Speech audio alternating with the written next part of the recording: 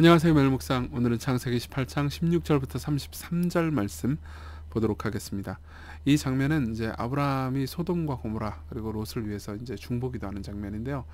어떻게 보면 이제 아브라함 일생 가운데서 가장 빛나고 아름다운 장면이라고 볼 수 있습니다. 우리가 어제 본 내용은 이거예요. 이제 하나님께서 사라를 찾아오셨습니다. 그리고 사라에게 네가 아들이 있으리라라고 말씀을 하셨죠. 여기서 이제 하나님께서 이제 여호와의 사자인 성자 하나님께서 오셨고요. 그리고 더불어서 이제 두 사람이 같이 왔거든요. 세 사람이 같이 왔죠. 그래서 이제 아브라함이 그 셋을 접대했죠. 그리고 하나님께서는 사라에게 아들이라고 있으라고 말씀하시고, 그러고 나서 이제 아브라함과 더불어서 길을 걸으십니다. 그러니까 따로 이야기를 하는 장면이 나와요. 그 이야기 장면부터 한번 좀 보도록 하겠습니다. 16절입니다. 그 사람들이 거기서 일어나서 소돔으로 향하고 아브라함은 그들을 전송하러 함께 나가니라. 이제 함께 걸어가면서 갑니다. 그럼 왜 소돔으로 가느냐? 자, 여호와께서 이르시되, 이제 이건 속말이에요. 내가 하려는 것을 아브라함에게 숨기겠느냐? 아브라함은 강대한 나라가 되고 천하 만민은 그로 말미암아 복을 받게 될 것이 아니냐? 내가 그로 그 자식과 건속에게 명하여 여호와의 도를 지켜 의와 공도, 그러니까 정의로움과 바름을 행하게 하려고. 이 말은 이제 제다카 미슈파트라는 단어인데 이게 되게 많이 나오는 단어입니다. 구약 성경에요. 그러니까 하나님의 뜻대로 살아가는 삶을 이렇게 두 단어로 요약해서 쓰기도 하죠. 를 행하게 하려고 그를 택하였느니 이는 나 여호와가 아브라함에게 대하여 말한 말을 이루려 함이니라. 이렇게 이야기합니다. 그러니까 하나님께서는 이제 아브라함이, 내가 아브라함을 선택했고 아브라함을 통해서 내가 진짜 바른 나라, 의와 공평이 지배하는 나라를 세우려고 마음을 먹었는데 내가 이제부터 하려는 일을 아브라함한테 숨길 필요가 있겠느냐, 이렇게 생각을 하시는 거죠. 그러면서 여호와께서 말씀을 하십니다. 20절. 소돔과 고모라에 대한 부르짖음이 크고 그 죄악의 심이 무거우니 내가 이제 내려가서 그 모든 행한 것이 과연 내게 들린 부르짖음과 같은지 그렇지 않은지 내가 보고 알려 하노라. 그러니까 아브라함한테 말씀하신 내용이에요. 이제 아브라함의 친구가 되신 거죠, 하나님께서. 그렇죠? 그래서 내 비밀 이야기를 좀 해주마. 이 얘기를 해도 될지 모르겠어. 뭐 이런 거죠. 소돔과 고모라에 대한 부르짖음이 크고, 그러니까 거기 안에 악한 일을 행하는 사람들이 너무 많고 그 피해자와 고통당하는 사람들의 부르짖음이 너무 크단 말이에요. 그러니까 하나님께서 심판을 하셔야 되는데 그 죄악의 심이 무거우니까요. 그래서 진짜 내려가서 그 모든 행한 것이 과연 내게 들린 부르짖음과 같은지 그렇지 않은지 내가 보고 알려고 하노라. 물론 하나님께서 모르시지 않죠. 근데 살펴보겠다, 내가 진짜 확인하겠다, 이렇게 얘기를 하는 거죠. 그러니까 그만큼 그분이 공평을 기하겠다, 이렇게 말씀하시는 거예요. 그래서 두 사람은 먼저 갑니다. 그리고 여호와의 사자, 그러니까 하나님만 남습니다. 그 사람들이 거기서 떠나 소돔으로 향하여 가고 아브라함은 여호와 앞에서 그대로 섰습니다. 아브라함이 가까이 나가 이르되 주께서 의인을 악인과 함께 멸하려 하시나이까. 자, 보세요. 왜 하나님께서 이 얘기를 했을까요? 아브라함한테 이 얘기를 하신 이유는 뭘까요? 그러니까 나를 위해서 그리고 저 망하는 저 백성들을 위해서 누가 대신 기도할 사람 없느냐? 아브라함, 너는 기도할 생각이 없느냐? 아브라함, 너는 그들의 복이 될 생각이 없느냐? 이렇게 물으신 거죠.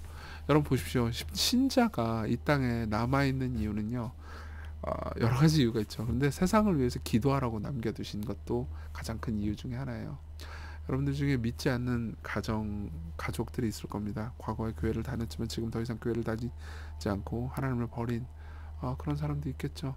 여러분들 중에서 전도하고 싶은 사람이 있을 겁니다. 여러분들 중에서 교회를 위해서, 교회에서 또 여러분들 기도하고 싶은 사람들이 있을 겁니다. 그들을 위해서 기도할 사람을 하나님께서 찾고 계십니다. 그래서요, 이제 하나님께서 말씀하시는 거죠. 근데 이제 아브라함이 가서 이야기를 합니다.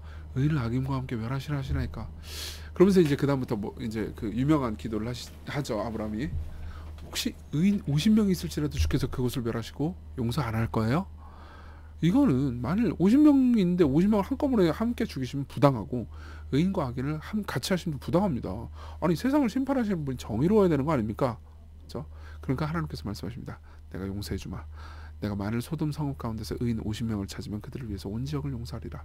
그러니까 거기서 조금씩 더 깎습니다. 아브라함이 대답하여 이르되 저는 티끌이나 재와가 싸우나 감히 죽게 하라나이다. 정말 겸손하게 얘기하죠. 50명 중에서 5명 부족하면요, 5명이 부족하다면 그 5명이 부족함으로 말미암아 온 성읍을 멸하시리까 이르시되 내가 거기서 45명을 찾으면 멸하지 아니하리라. 아브라함이 또 아뢰어 이르되 거기서 40명을 찾으면 어찌하시려니까 이르시되 40명으로 말미암아 멸하지 아니하리다. 아브라함이 이르되 내 주여 노하지 마시옵고 말씀하게 하옵소서. 거기서 30명을 찾으시면 어찌하려 하나이까. 그러니까 계속 요구하는 거죠. 담대함이 있습니다. 여러분 보십시오. 우리가 기도할 때 특히 가족이나 친구들을 위해서 기도할 때 이런 담대함을 가지고 자신 있게 기도하십시오. 하나님께서 일하게 해달라고요. 하나님께서 일할 것을 신뢰하면서요. 그러니까 이르시되 내가 거기서 30명을 찾으면 그리하지 아니하리라. 아브라함이 또 이르되 내가 감히 내 주께 아뢰나이다. 거기서 20명을 찾으면요 어찌 아뢰나이까. 이르시되 내가 20명으로 말미암아 그리하지 아니하리라. 아브라함이 또 이르되 주는 노하지 마옵소서. 내가 이번만 더 아뢰리이다. 거기서 10명을 찾으면요 어찌 아뢰나이까. 이르되 내가 10명으로 말미암아 멸하지 아니하리이다. 여호와께서 아브라함과 말씀을 마치시고 가시니 아브라함도 자기 곳으로 돌아갔더라. 많은 사람들이 여기서 물어보는 게 있어요. 왜 10명 말고 1명으로 안 하죠? 1명이라도 있으면은 1명으로 더 줄이면 되잖아요. 하나님께서 다 들어주시는 것 같은데. 자, 왜 그런지 얘기해 드릴게요. 보세요. 물론 여기에는 10명이라는 건 최소 단위를 의미하는 거기도 합니다. 그렇지만 더 중요한 건 이거예요. 이제 1명은 누굴까요? 아마 이제 아브라함의 마음 가운데 롯이겠죠. 그렇죠? 근데 롯은 진짜 의인이 맞았을까요? 아브라함은요, 확신하지 못했을 겁니다. 예, 롯도 죄인이라면, 롯도 악을 행했다면, 롯도 하나님의 진노와 저주를 받기 마땅하다면 아브라함은 더 이야기할 수 있었을까요? 그러기 어려웠을 겁니다. 그러니까 이 지점에서 아브라함은요 하나님께 매달렸는데 그러니까 마음속에 회의를 품게 된 거죠. 그렇지만 아브라함은요 그들을 위해서 기도합니다. 무슨 말입니까? 그들을 위한 복이 되었다는 거죠. 예. 아브라함은 지금 뭘 하고 있는 겁니까? 하나님, 의인이 10명이라도 있다면 그들의 의를 나머지 나쁜 놈들에게 전가해 주십시오. 이렇게 이야기를 하는 거죠. 자, 이걸 염두에 두고 우리 본문을 적용해 봅시다. 첫 번째로는 복으로 부르신 하나님께 응답하는 겁니다. 여러분 보세요. 우리는요 하나님께서 아브라함을 복으로 부르셨다는 걸 알죠. 창세기 12장에 이미 하나님께서 너는 복이 될지라 라고 복으로 부르셨어요. 그런데 서서히 어떻게 되죠? 아브라함은 이제 도시를 위한 복이 되어 갑니다. 소돔을 위한, 롯을 위한 복이 되어 가죠. 왜요? 하나님께 나아가서 기억하면서 그들을 위해서 기도하고 있으니까요. 여러분, 하나님께서는 이렇게 하나님을 설득하며 죄인들을 위해서 기도할 사람들을 찾고 계십니다. 에스겔 22장에 보면요, 이 땅을 위하여 성을 쌓으며 성 무너진 데를 막아서서 나로 하여금 이 성을 멸하지 못하게 할 사람을 내가 그 가운데서 찾다가 찾지 못하였으므로 내가 내 분노를 그들을 위해 쏟았다라고 말씀하십니다. 무슨 말입니까? 아무도 기도하지 않았기 때문에 하나님의 진노가 쏟아졌다는 거죠. 여러분, 여러분들을 위해서, 그리고 여러분들의 가족들을 위해서, 여러분들의 친구들을 위해서 간절히 기도하십시오. 하나님께서는 그렇게 기도하면서 그들을 위해서 간절히 하나님을 찾는 자들을 찾으십니다. 그리고 그걸 볼 때요, 이제 우리는 우리를 위한 중보자, 우리를 위해서 기도하시는 분을 생각해 볼 수 있죠. 아브라함은 계속 하나님께 구합니다. 50, 45명, 40명, 30명, 20명이 10명.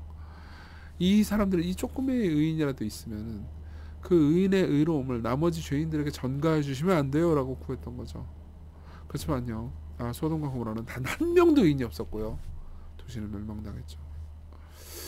참 놀라운 게 있습니다. 예수님도 똑같은 일을 하셨다는 거예요. 예수님은 성부 하나님께 기도하셨습니다. 이 요한복음에 보면요, 예수께서 창세 전부터 성부 하나님과 더불어서 나눴던 대화를 유추할 수 있는 말씀이 있어요.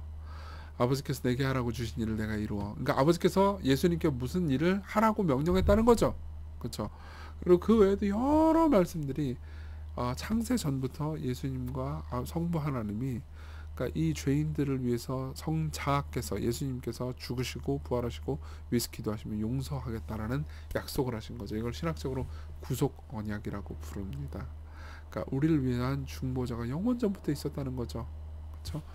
자, 이 구속 언약, 하나님과 성부 하나님과 성자 간의 대화를요, 존 플라웰이라는 신학자가 그러니까 뭐 상상력을 발휘해가지고 풀어본 적이 있어요. 그 중에 일부를 읽어드릴게요. 성자가 아버지께 구합니다. 아버지요, 저들에 대한, 저와 여러분들 같은 죄인들을 위한, 저들을 위한 저의 사랑이 어느 정도인가 하면 저들이 영원히 멸망당하게 하기보다는 차라리 제가 저들의 보증인으로서 저들을 담당하겠나이다. 아버지의 명세서를 다 가져오소서. 저들의 아버지께 무엇을 빚지고 있는지 제가 보겠나이다. 주여 다 가져오소서. 차후에 계산할 것이 남지 않도록 이제 제 손에 요구하소서. 저들의 아버지의 진노를 겪게 하느니 차라리 제가 감당하겠습니다. 저에게 아버지여 저들의 죄값을 물으소서. 예. 예수께서 과거에 저와 여러분들을 위해서 이렇게 기도하셨고 지금도 저와 여러분들을 위해서 기도하고 계십니다. 그분이 우리의 복 아닙니까? 여러분 예수 그리스도를 알게 돼서 얼마나 복됩니까? 여러분들도 여러분들 주변 사람들을 위한 복이 되십시오. 우리 같이 기도할 때 우리가 복으로 부르심 받았음을 다시 한번 기억하게 해주시고 우리 삶이 교회와 가족과 이웃을 향한 복이 되도록 우리를 이끌어 달라고. 그리고 여러분 지금은 우리 같이 여러분들의 친구들과 가족을 위해서 그들이 예수 그리스도를 믿고 받아들이고 복음을 들을 수 있도록 함께 해달라고 같이 우리 가족들을 위해서 친구들을 위해서 전도하고 싶은 사람들을 위해서 기도합시다.